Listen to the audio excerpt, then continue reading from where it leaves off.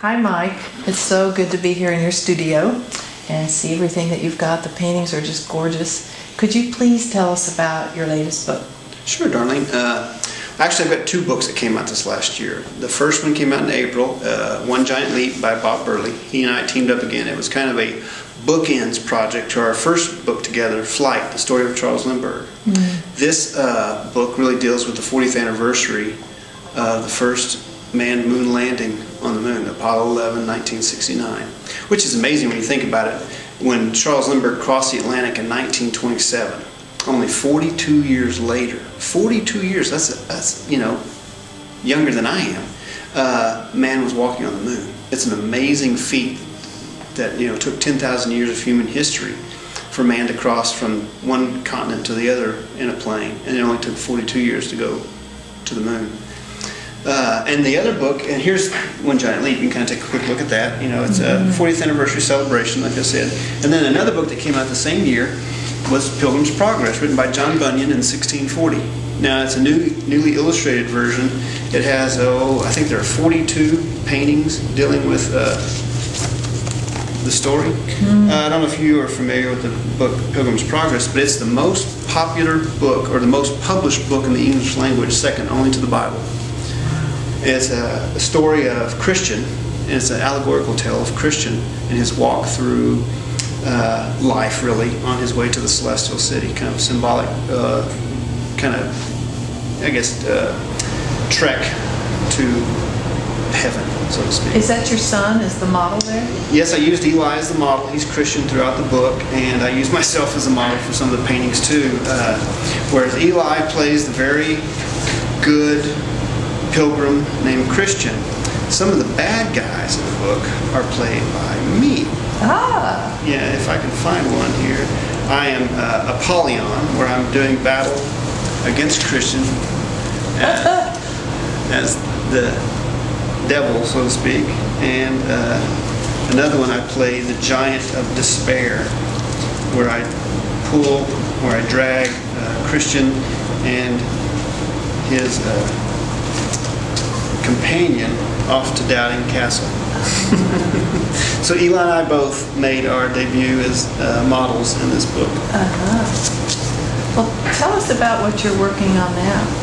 As you can see behind me, I've got George on the easel. George is the second book in the series for the Mount Vernon, or excuse me, the Mount Rushmore series I'm working on, the 4 presidents of Mount Rushmore. The first one was Theodore Roosevelt. This one's George Washington. The next one will be Thomas Jefferson, and we're going to end up with Abe Lincoln. This is written by Governor Keating. He and I have teamed up on these 4 books together. Now, the cool part about this is bringing history to life. The reason I made this, came up with this idea, did the outline, and was looking for an author, was because so many of our educational systems leave out these days the study of the founding fathers. And there's so much other, I understand why. There's so much other stuff about American history that's happened since then that can fill, you know, kindergarten all the way through 12th grade, much less even dealing with the founding of the country and that sort of thing too. But it's very important to these men, how they became the founding fathers, what made them special, that sort of thing too. I mean, we did honor them with a huge monument on the side of the mountain. Why? And I think we're trying to do that. We're trying to tell why these men are so special and why they're so important to our aspects of different history.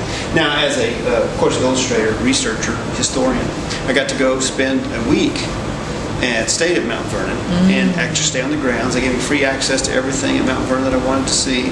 After closing time at 5 o'clock, I was given a complete run of the grounds, and I got to take photographs, of course, of his bedroom, or take pictures of his living room, and then, of course, in access to the files themselves and some of his, quote, costumed wear, or some of his furniture, or anything that I might need as research material in the paintings. I was able to take all the photographs I needed. The cool thing about it was you would see the researchers, or you'd see security men on the grounds. I always think, nice to see you, Mr. Wimmer, hope all things. So they knew exactly where you were at all times, so it was pretty cool. But I think the neatest part was sitting on the back porch at Mount Vernon, overlooking the Potomac River, and just imagining a conversation with George and Martha, what it would be like to soak up that ambiance and then to bring that to life in the paintings. You know, as a researcher, a visual researcher in this sense, if I can make it more believable and more realistic to me, it becomes more believable and more realistic to my viewers. So that's why I think it's so important.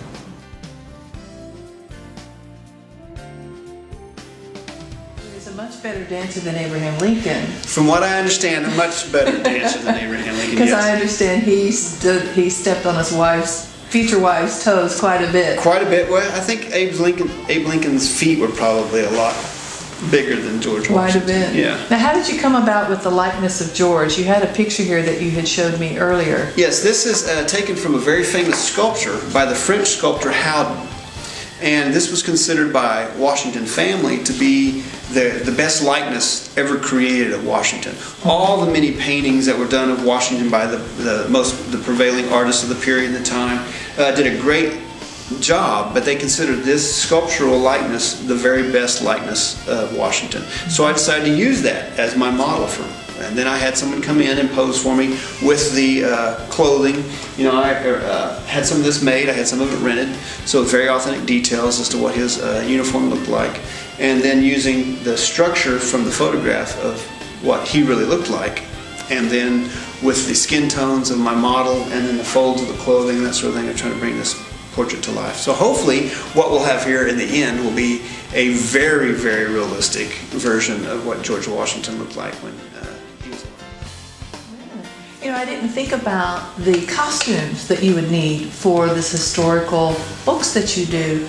Are you getting quite a collection of I do costumes? have quite a collection of costumes. I think when you came in, I've got some guns here, and I've got powder horns, and I've got little props that I've used and collected over the years from my different projects I've worked on. When I did the Moon book, I have you can see over in my trophy case there, I have a little model of an astronaut in his space costume and uniform. Oh. I also have a statue of George Washington, and I have a model riverboat and ship. So I've collected all these things over the years that I've used in paintings and props. And the reason I do that, again, is to give my paintings that authenticity.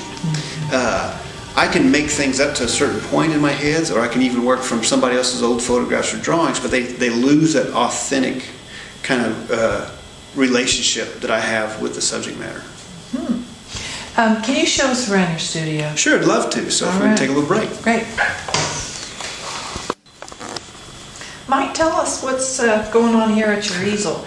Well, if you know me at all, you know that I work on a various number of kinds of projects. Right now we've got a very quick advertising project. This came in on Tuesday, and had to quickly find a horse. This is a clothes tag for Wrangler. This is kind of the general idea. This is what we sold on the idea, but they liked this, but they also wanted to add a horse. And so I went out and found a horse to photograph. You can see one of my sketches of the horse here. And I used myself as a model because I can always stand in very quickly. But even then, I'm too big and too bulky for most cowboys. They sent me ideas. They want me to be slimmer and taller, and so I use myself for the folds and everything, and I'm just going to have to make myself taller and, of course, much more handsome, because I do not fit that. You know, I look more like a working cowboy as opposed to a handsome cowboy, as you would say. And my jeans tend to fit me a little tighter than they probably want them to. Oh, well, that's neat. Okay. Well, you guys were asking about some of my props. Here's just a small collection of some of the things I've, I guess, collected over the years to use in my paintings, such as the wagons that were used in some of the paintings for the state capitol. Same with the large steamboat. You can see my little Revolutionary War characters. Again, some of the statues, the small props, the horn, the saddle. Here we see my brown best rifle and powder horn. Whoa, look at that. So it's as authentic as possible. It can be, so that I can live the life of a Revolutionary War character. Some of the paintings that hang up, and you can see it never stops. I have things everywhere. Mike, thanks for showing us the studio today. I just loved it. I know our viewers are going to love this video.